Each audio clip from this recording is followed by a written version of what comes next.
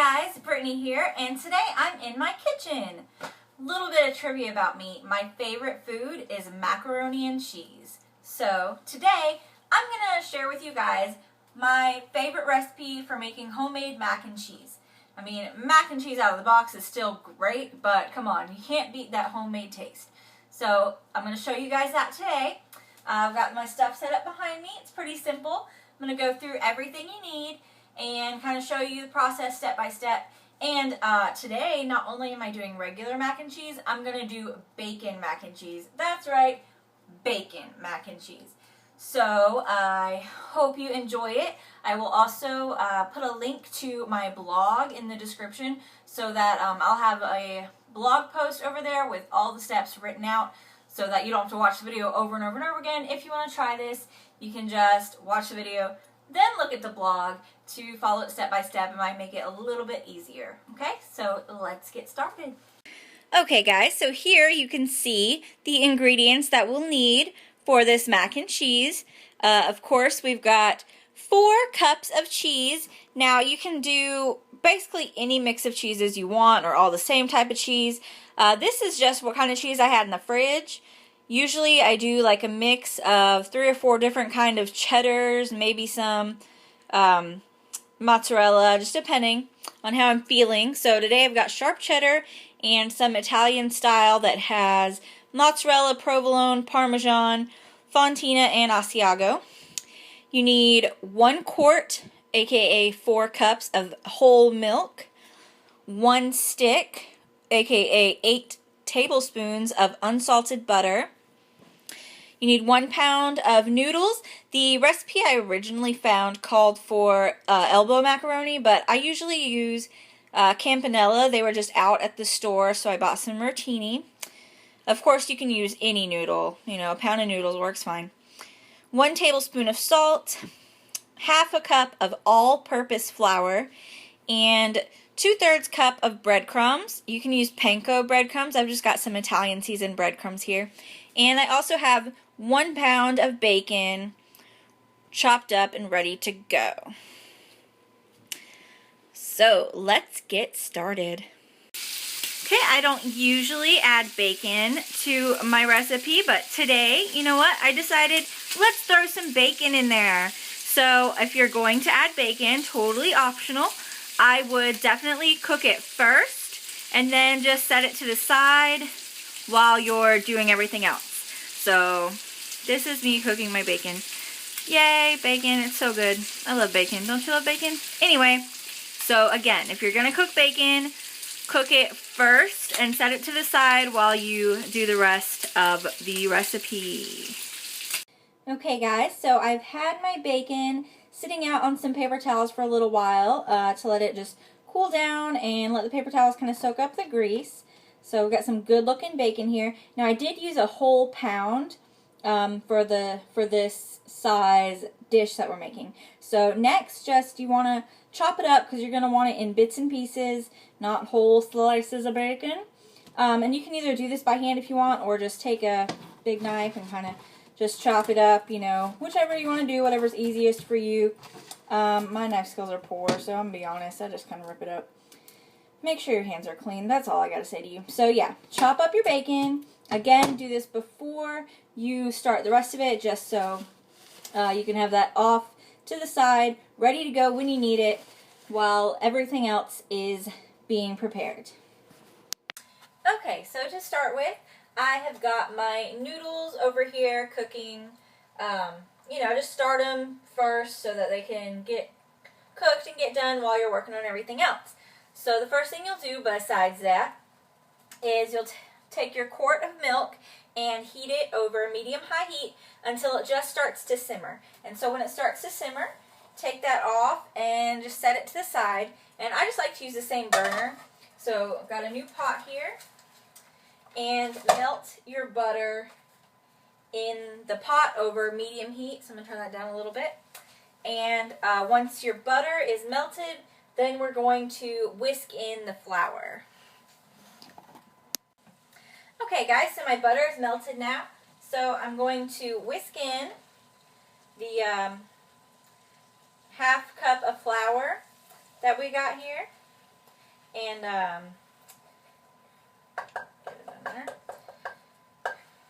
So we've got our milk sitting off to the side. We are whisking our flour into our butter. And we have got the noodles over there. They look like they're about done. You're going to want to cook those till they're about al dente. You know, a little soft with just a little bit of toughness left. And so what you're going to do with this flour and butter is whisk it over medium heat. Just constantly whisk it for about 3 minutes or until it turns a light brown color. And once you get that, you're going to want to remove it from the heat. So whisk that for about 3 minutes. And yeah, then remove from heat, okay? Okay, so this butter and flour mixture is a nice light brown color. And so now I'm going to whisk in the hot milk until it gets smooth, okay? So careful, everything's kind of hot around here. But whisk that for just a few minutes, shouldn't take very long, till it's nice and smooth and it's all mixed together. Looks good. And this is off the heat, so you don't want to do this on a burner directly. Just remove from the heat. And then, once it's all smooth and nice and silky, you're going to put it back on the medium-high heat and whisk until it gets thick. Okay, so that might take 2-3 minutes. So get that on the medium-high heat and just keep whisking. Okay, so we've been whisking the milk, butter, and flour for a few minutes, and it has thickened up nicely.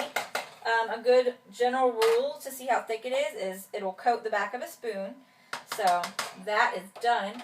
That is definitely coated. And then you're going to want to add that 1 tablespoon of salt. And you can add more salt to taste. You may have noticed the garlic salt was in my ingredients. First of all, I use that when I make noodles. I use garlic salt in the water instead of regular salt, just to give it a little bit more flavor. And I'm going to add just a pinch more garlic salt to go with the regular salt here in our bechamel. And mix that in nice and well. And then I have to switch this over to another pot because I had to use my big pot to cook the noodles. And I've only got one big pot right now, so don't judge me. You can do this a lot easier, make it a lot easier on yourself, but we've got to switch this over now to our big pots because we are about to combine everything. So we've got our beautiful, beautiful, creamy, silky bechamel over here. And you're going to want to get this over medium-high heat. And then, my favorite part, start whisking in the cheese. Okay, yeah. Okay, so you want to keep it on the medium heat, excuse me, and whisk all 4 cups of your cheese in there. Let that melt, and then put in your noodles that you've got drained and rinsed over to the side.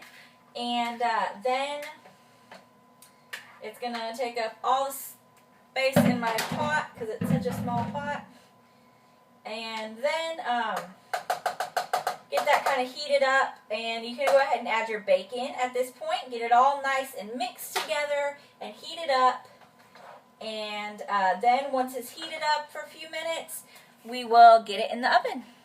Okay guys, so after it's heated through, you can stop right there. You can serve it up hot and fresh as is, or you can take the next step, which I like to do. Have your oven preheated to 400 degrees. Add that breadcrumb topping on top and stick it in the oven. Now you're going to want to stick it in for about 25 to 30 minutes. Wait until that cheese is bubbling hot and the breadcrumbs are nice and brown and crispy. And then take it out and enjoy. Hey guys, so our timer just went off and our macaroni is done.